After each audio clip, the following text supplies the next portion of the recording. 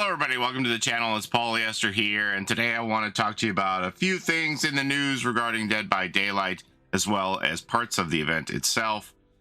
First of all, this is the first time that we have gotten a dynamic lobby that seems to be changing as we go through the levels of the Bloodseeker bar, which increases our blood point bonus modifier. Here's what the lobby looked like on Monday. And here's what it looks like on Tuesday. And as I said, I think it's related to the Bloodseeker bar here. So if we go to the Blood Moon event info and the overview, this is the Bloodseeker bar here. Bloodseekers, this is going to increase our bonus percentage as we go through. We're on the cusp of hitting that 10 million mark. We're at 9.3 million as of my recording this. So maybe by the time you watch this, we will have hit 10 million and the lobby will change again. And so these points are earned for every blood generator that's kicked and every blood generator that is completed. So together, killers and survivors are working towards this ultimate goal of 50 million, which will give an additional 500% bonus blood points. Okay, and yesterday DBD announced that because there was an outage to the servers on Monday, that they're going to give us some bonus blood points as compensation. With yesterday's outage affecting all platforms and preventing players from enjoying the Blood Moon event, the team has decided on a 600k blood point amount as compensation for the lost time in the event. I feel like that's super generous. It wasn't down that long, honestly. You can claim it in your inbox starting at 2 p.m. April the 8th, which was yesterday afternoon, and ending on April 29th. So that message is staying in the inbox until the 29th for you to claim and get that 600k. Let's go get it right now. In addition to that 600,000 blood points, there is the daily login reward schedule. And to get all of these, they don't populate automatically once you load into your game. You have to manually claim them. If you don't claim them every day, they're going to disappear, except for that 600k, obviously. So we're going to go down here to our inbox here, click on this, and then we're going to click on messages. And this is the downtime compensation here for that 600,000 that they promised us. So we're going to claim that. And then we want to get our daily login reward here, which is the 25,000. And so this one, I believe, is waiting for you for the whole event. This is the 100 blood trinkets that you use to buy the in-game items on the table. I'll show you here in a minute. So here in your in-game news, it's giving you a handy-dandy calendar of the login schedule for each day you log in, and go into the inbox and claim these on your messaging before they disappear each day. There's your schedule. Also, don't forget the blood point cap has increased to 5 million. So you can run your total up on your blood points there to 5 million now, no longer 2 million cap. I think visually it still says that it's 2 million. Like if you hover over it, it might say there's a 2 million cap. Yeah, it says it's capped at 2 million, but that's just visual. It'll let you go to 5 million. Even though it says you can only go to 2 million. And don't forget, these Blood Moon collection outfits are limited time only. You have to buy these before the 29th, otherwise they're gonna get mothballed until presumably another Blood Moon event next year. And while we're on the topic of things in the store, obviously don't forget to claim your free weekly gift here. I think it's 250,000 blood points. But one thing I want to draw your attention to, if you didn't play the Blood Moon last year, you can get the things from last year. If you go into the bundles here, click on bundles and see there is a Blood Moon bundle.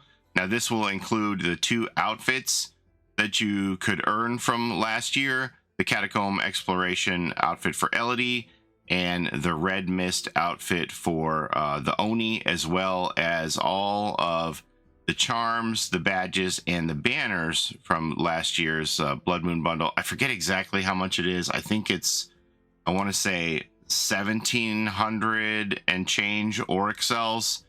Normally these outfits, if you buy them individually, they would be 1,080 each. So you're getting a discount on what would be the cost of both of these outfits, and you're getting all the badges and banners here. If you own some of it, you're going to get partial credit towards it, but if you don't own any of it, I think it's like 1,792 or something like that for the full bundle if you missed last year's stuff. Okay, for this year's stuff, you're going to earn it by going through the event tomes and doing the challenges. There's 3 levels to these. I've completed level 1 already. Level 2 is going to unlock in 5 days. Level 3 will unlock in 12 days. They mistakenly had all 3 of the levels open upon release, and for people who never turned off their game, they didn't lock up the timers here. So they're able to go through and do all 3 levels because they started out all unlocked. The people who finished page 1 were able to go on to level 2, etc., etc. So me, I can't do that. I have to wait because I was like 2 hours late starting. Anyway, so if you're somebody who was able to progress further than level 1 on day 1, that's why, because they didn't have these timer locks in place on release.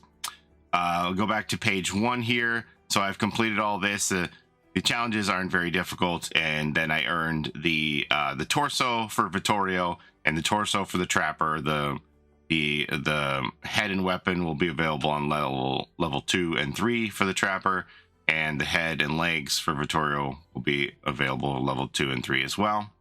And you get these trinkets along the way for doing these challenges here. And then once you've collected those blood trinkets, you can come to the Blood Moon collection here and spend them on things in game. There's my blood trinket balance. I only have 75 because I bought some things already. I bought the Battlefield banner, the Grim Punishment badge for the Trapper, the Bloody Wall badge, and I bought shirts for Kate, Adam, and Hattie. And as you buy these things, it shows you the prices here. So I only have 75. I can't buy anything else. As you buy these things, you get credit here for the number of things that you have purchased with your trinkets. So I bought 3 items. So I had got the Blood Moon Raven charm, and I bought 8 things. So I got the Scarlet Crow badge, because the ones that I unlocked in the levels also count as things that I own, with the torso for Vittorio and the Trapper. So I have 8 things. By the end, I'll have all 15 things, and that'll unlock this Gory Vista ultra rare banner. Ultra rare usually means that it's animated, so we'll see once that's out what that looks like. But I know there were people who were expecting more than just 3 shirts and more than just 3 weapons here, because data miners had pulled additional items out of the files. They were expecting shirts for Gabriel, Jeff, and Meg as well, and I forget who the Dredge, Nurse, and Plague, I believe, were the weapons that the data miners had pulled out of the files. And everybody's like, we're getting shortchanged on our items. Where are the other items that we were promised? And Dead by Daylight made a statement about that. So let's look at that. Okay, so this is by no means the only tweet about this. I saw a lot of people asking about the quote-unquote missing shirts. They were even asking me in my chat when I was streaming. And here we go. Okay, but where are the Gabriel and Jeff shirts while we're at it, please and thank you? Also Meg, and also those 3 killer weapons that I mentioned. Hi, the outfits available in this Blood Moon event are those shown here, and then they give the link. I went over this link in my previous video where it spells out what the rewards are there. We sometimes make outfits in batches, but they are not always released due to various reasons. Any outfits not released in this Blood Moon event are not shipping this year, but depending on player and internal feedback, could be part of a future event.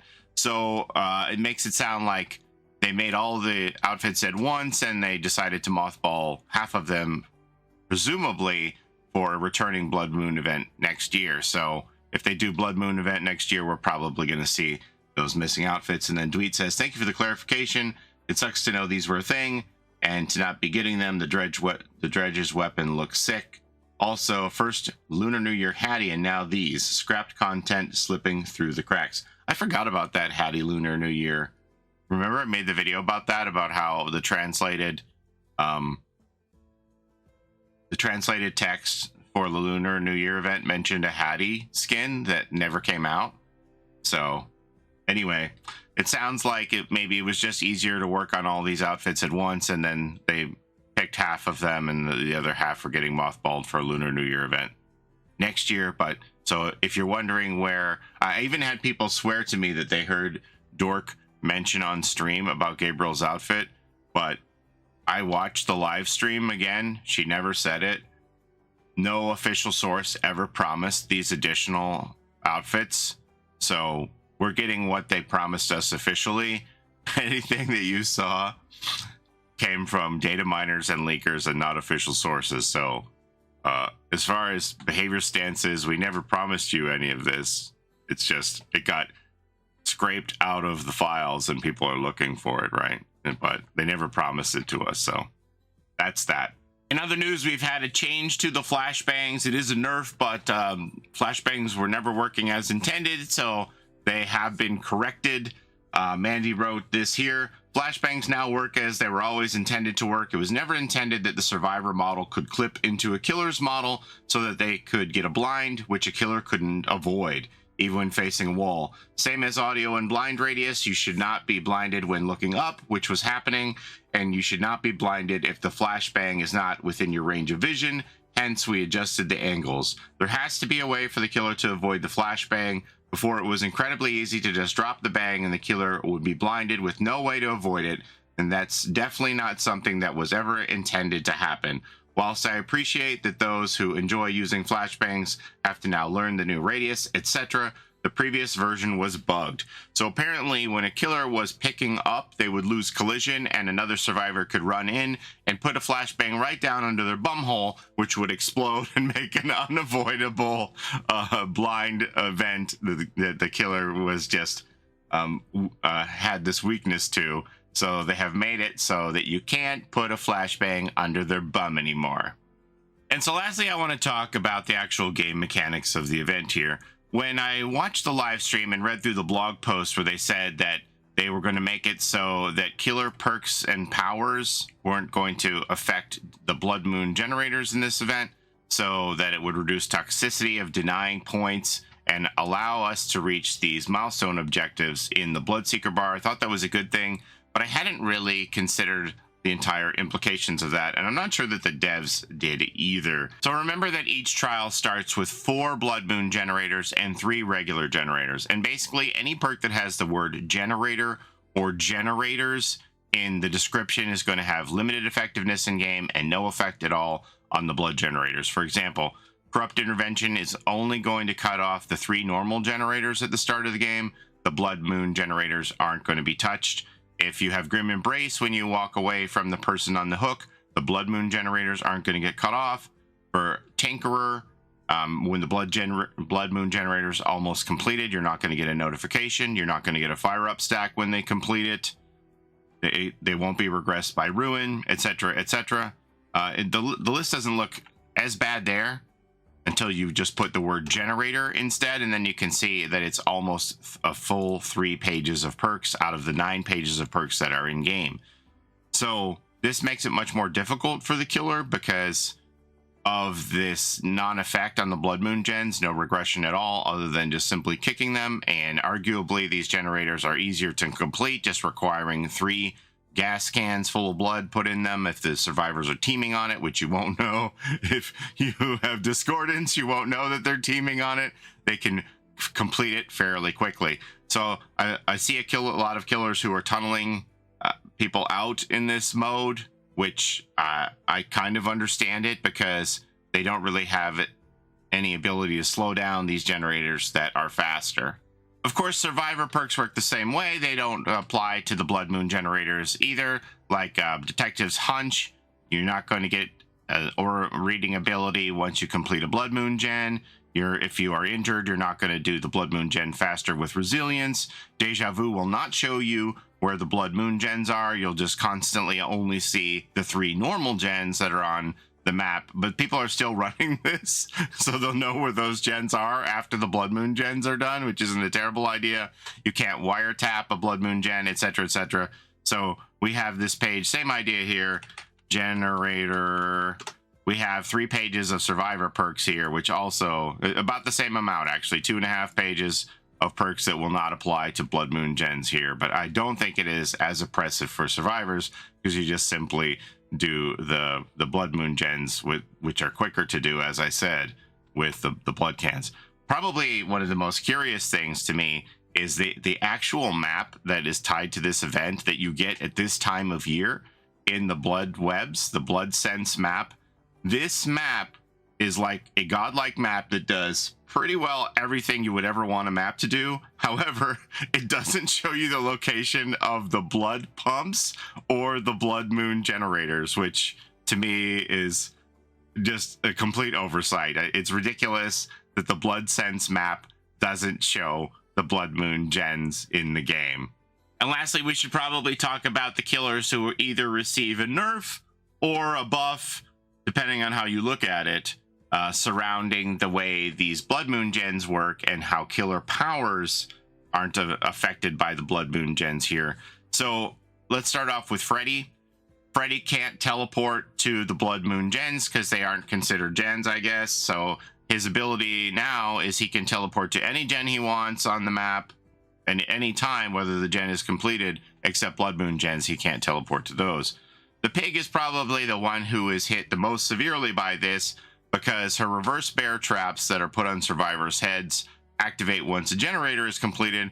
However, a Blood Moon generator will not activate a reverse bear trap. So theoretically, survivors could do the regular gen at the beginning of the game before anyone gets a reverse bear trap put on their head, and then they could walk around without a care in the world, completing the other 4 Blood Moon generators and leave with all of the pig's reverse bear traps on their head without fear of them exploding, because they're not ever going to be activated.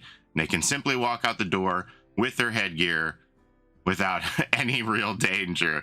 So she is the one that is affected the worst, if you ask me.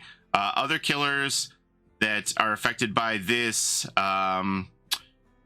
mildly would be the Houndmaster. She can't send Snug directly to go check on a Blood Moon generator. You can't lock onto it to send Snug. Similarly, the Knight also can't lock onto a Blood Moon generator to kick it. So when you're holding a secondary item in your hand in game, whether it be a Flashbang or a needle antidote for the Nemesis, or a spray can for Wesker, or an EMP for Singularity, you can't pick up a gas can and fill it with blood. You'll have to discard those extra items, which isn't that big a deal, right? You're either going to just apply the antidote to yourself or pop the EMP or drop it, whatever you want to do.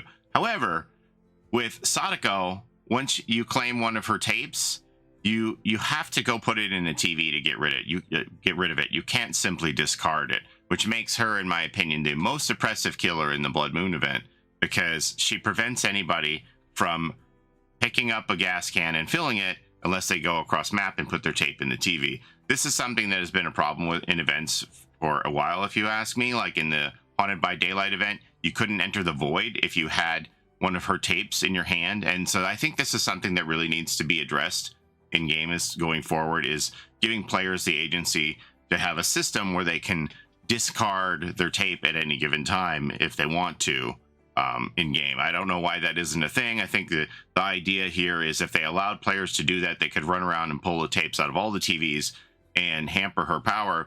But in my opinion, you just solve that by if you're discarding one of her tapes, then she gets her TV back, right? So, but right now the tapes are glued to your hand, so you either have to go insert the tape into a VCR with the corresponding TV if you want to fill a blood can. So that makes her the most oppressive killer, the way these strangely designed game mechanics work. And I really wish that going forward they would do something about the Onryo regarding having tape super glued to your hand. Okay, that about covers everything I wanted to talk to you about today. Let me know what you think about all of this. Are you having fun in the event? Do you hate it? What do you think about the change in these mechanics where these generators are exempt? Let me know all that, all your thoughts about your overview of the event as a whole in the comments below.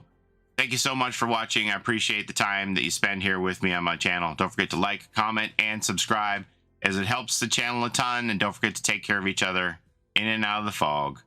And we'll see you next time. Looks like we'll probably be at 10 million by the time you watch this.